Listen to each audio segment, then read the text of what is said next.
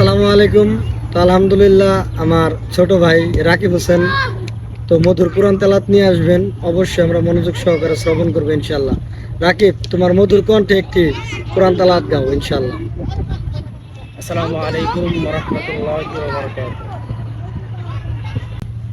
আউযু বিল্লাহি মিনাশ শাইতানির রাজীম। বিসমিল্লাহির রাহমানির রাহিম।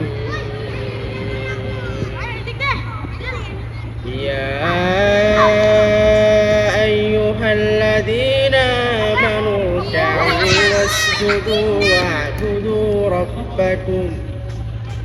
واسجدوا واعبدوا ربكم وافعلوا الخير لعلكم تفلحون وجاهدوا في الله حق جهاده واجتباكم وما جعل عليكم في الدين من حرج ملة أبيكم إبراهيم وسماكم المسلمين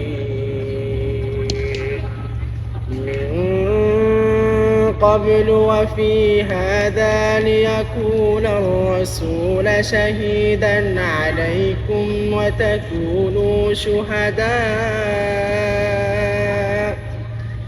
وتكونوا شهداء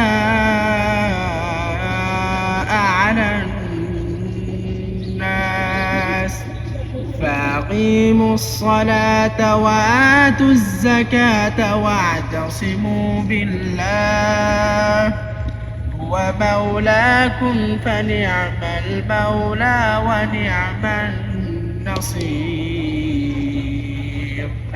صدق الله العظيم মাশাআল্লাহ মাশাআল্লাহ।